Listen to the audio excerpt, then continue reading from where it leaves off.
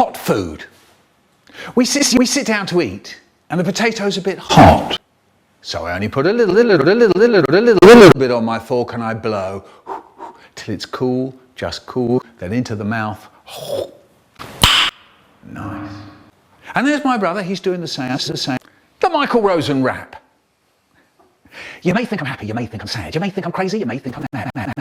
But hang on to your seats and listen right here. I'm going to tell you something that'll burn your potatoes. A hip hop hap. I'm giving you all the Michael Rosen food. I was born on the 7th of May. I remember very well that awful day. I was in my great big chunk of potato into his mouth, and then that really does it. His eyes pop out. He up tight, though I have to say it was as dark as night. Nothing to do, didn't want to breathe. Strict. We had a teacher who was so strict you weren't allowed to breathe in her lessons. She used to stand out the front going, "No breathing!" And you had the whole morning to get through.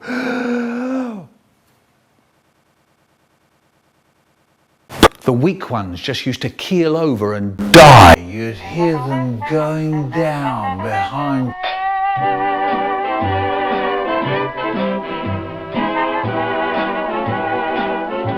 And there was always a whiny kid going, "Meh, can I go out and do some breathing?" And she'd say, "No, you've got all playtime to do it." And, "Oh, go on, miss, oh, go on." Do you know, at the beginning of the week, there were 4 kids in my class. At the end of the week, there were only 5 of them left.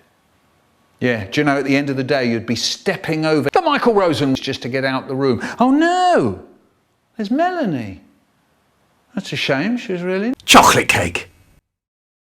When I was a boy, I had a favourite treat. It was when my mum made potato. Oh, I loved potatoes. My mum, she says to me, "Listen, Michael, if there's any... the potatoes, you can take some to school tomorrow to have at playtime or at lunchtime." So I used to go to school with a piece of chocolate. Potatoes. Orange juice. We get potatoes. We get orange juice delivered to our door with the milk on Mondays, Wednesdays and Fridays. We get 1 pint of milk and 1 carton of chocolate cake.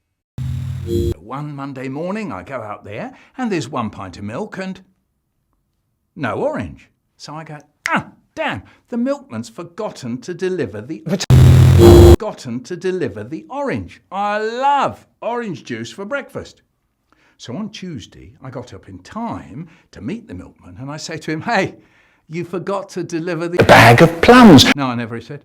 "Afraid you did," I said. "I delivered your orange yesterday," he says. "Well, it wasn't there when I came to collect it." So I got another one off him. On Wednesday, same again. 1 pint of milk, no chocolate cake. My mind began to think, who is it creeping up to our doorstep? Who's getting our lovely orange juice for their breakfast? Someone on their way to work? Someone walking a dog? Someone who flaps his hands? Now, I had wanted to stay awake, but I dozed off by mistake. Anyway, when I got up, I went straight to the front door and opened it and there was 1 pint of milk and no orange. Yes! I was so pleased. And then I thought, I made up a little scene in my mind. I thought maybe my orange thief is someone who nips out, nicks the orange, nips back in and shares, gulps and... The potato's a bit hot. It feels like someone's jammed a banger in his hot food. His mouth's on fire and he goes dancing round the house for the next hour. Head under the tap. Fills his mouth with water and goes off dancing round the house again. He can't get rid of it. Maybe that's what happened. Maybe it didn't. Could have been a woman. Could have been a kid. All I know is we haven't lost any more orange since. Dinner hall.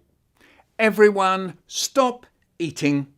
Stop eating and look at me. At me, Darren. I'm not on the ceiling, am I? Sean, is that a potato you're And the putting in your potato's a bit pocket? hot. Well, I think it would be a good idea if you took it out again before it gets mashed. Thank you. Now then, everybody, and I mean everybody, Susan, dinner times are just not good enough. When I came in here, Gemma, I said stop eating, and that means stop eating anything. Even the water beaker. When I came in here, I just couldn't believe my eyes. Is it really such a big deal that Mrs. Gallagher has made chocolate custard? I can't believe, Stephen, that your mum lets you put chocolate cake on your chips. But that's what you were doing here. And there were two girls. Now, don't look round.